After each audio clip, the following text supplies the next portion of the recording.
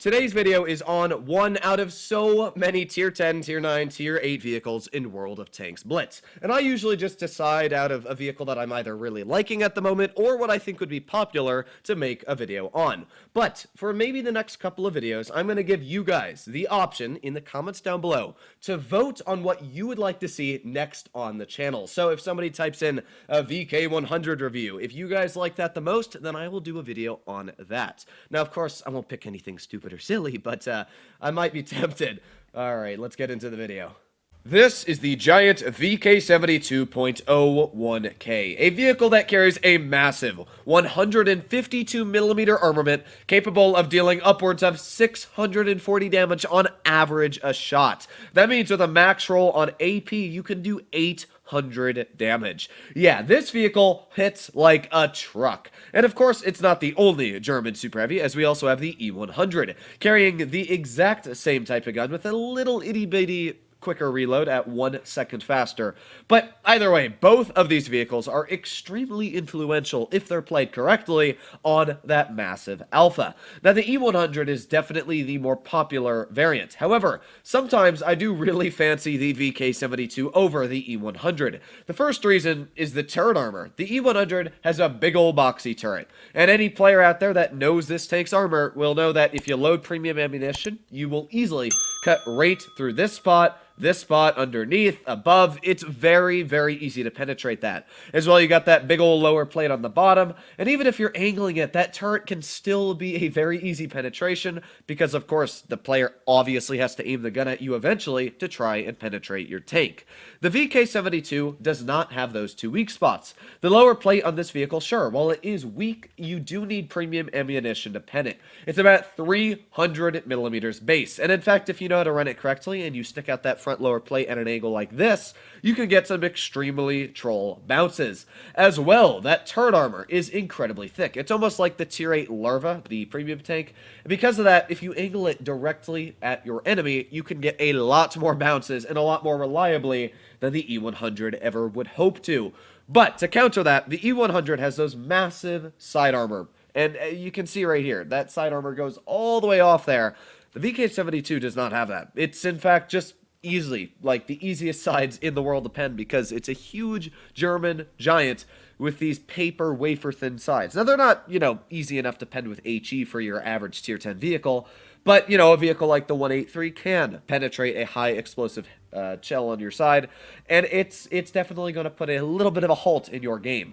Now, thankfully, as it is a German super heavy, it does carry a very large amount of hit points. I think it's like 2850 or something on this vehicle. We'll see in just a moment. But yeah, it's got a huge chunk of hit points, and what that means is you're easily able to get those big ol' shots in. 2756. So yeah, pretty dang good on the hit points. Now, a lot of people always watch me play on Naval Frontier, and I have the choice of going that way as a heavy tank, but the issue is they got 2 grills and a Hori, and they've also got a bat chat. So using my small brain, I'm going to picture that the bat chat's going to push into this bush here, the grills are going to be sitting back there or there, and I'm going to lose all of my hit points. That is usually why I do not push my heavy tanks over towards that position.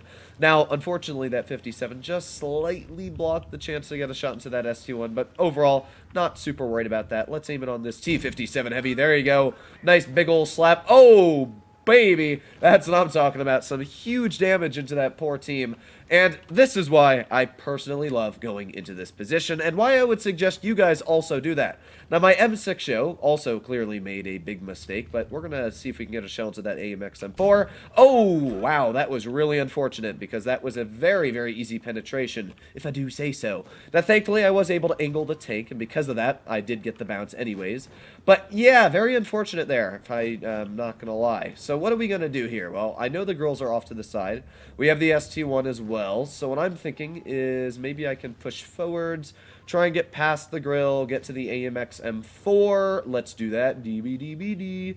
Oh yeah, this is what I'm talking about. This AMX, you're about to lose a pretty hefty chunk. Ooh, baby, 607. Alright, now we're going to back up from the Hori. Oh, yes, perfect. Okay, this is a bit of a tricky game on what I'm trying to do, but it's definitely working out. So we got 2 more seconds left on the reload. Now let's aim it on this AMX M4 one more time.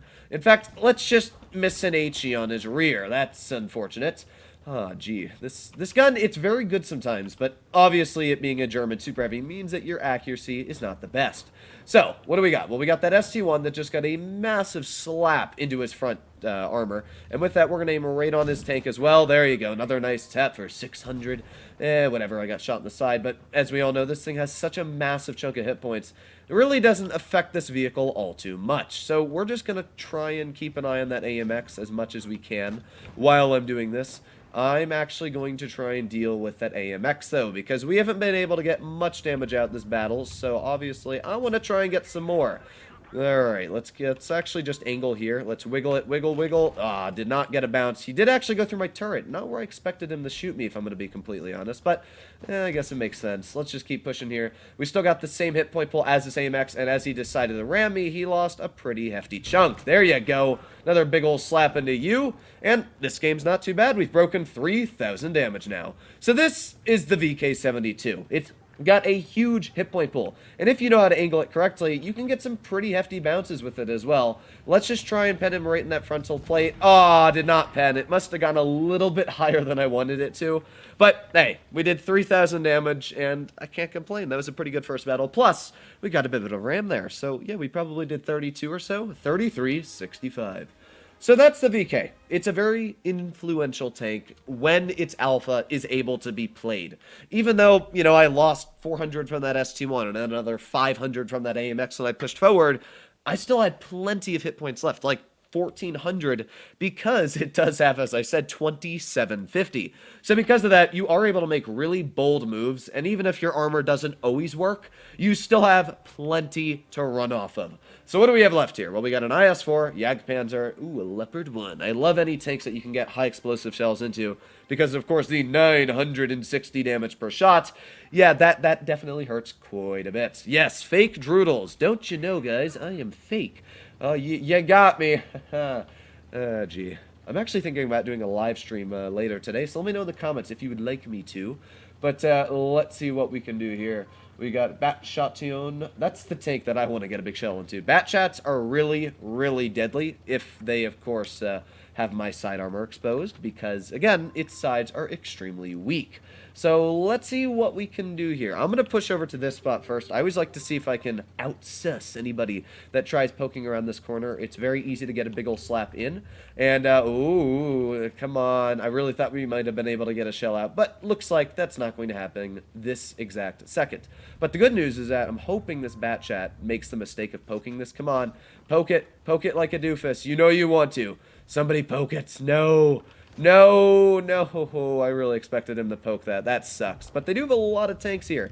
And I really still want to get a shell into this Batchat. But not right now, I guess. Let's go for a shell into that AMX. There you go. Big tap for 630. And now we just reload again. Now, I am going to put on my adrenaline because I'm a little bit nervous about what's going to happen here. So let's get that reload up. Ooh, come on, 57, get a shell in. Ooh, and fire! Oh, ho, ho. 1,060. That's what I'm talking about. And I think we even ate that shell from the Hori.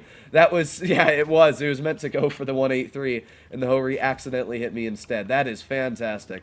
Okay, so that is the VK for you already. Doing some pretty solid things. Now, we do got the Jagdpanzer, but he did bounce me. We got a very lucky bounce, if I'm going to be honest, though. That was very, very lucky. He hit my upper plate just by a smidge instead of the lower plate. Now, to be fair, I did not know the Jagdpanzer was there, so I do have an excuse. Let's try and angle out that hull. See if we can get a bounce there, though. Come on. Oh, he fired, which is perfect for me. We're just going to poke this again. Let's actually go for this Hori. He seems a bit cocky, so, yeet! What? Where? I'm sorry, where? What? Yeah. Unfortunately, again, with a 152mm gun, you do get unfortunate things that happen like that. But, overall, we're just going to try the same old thing as before. We're going to angle out this hull, and hopefully this Jag's just going to take a shot at it. Let's just keep on angling it. We got the IS-4 actually on the back, and now that I think about it, we can't really get a shot into that IS-4, though. That kind of sucks. This is just going to be a waiting game, in my opinion, right now. That Jagdpanzer is just waiting. But, you know what we're not going to be waiting for is this! Oh, baby! 939, and your game is over. Yes. Alright, let's keep pushing on up here, then. Oh, wow. This tank, it really is fun, as you can see. All right, let's keep going. Jagdpanzer, you are about to lose. Big hit point pool. Here we go, aiming, and yeet! Oh, yeah. 666. We're at 3,800 hit points dealt. Let's just push forwards here. Maybe we can get a bounce. We didn't even get a bounce, but who cares? We got plenty of hit points left.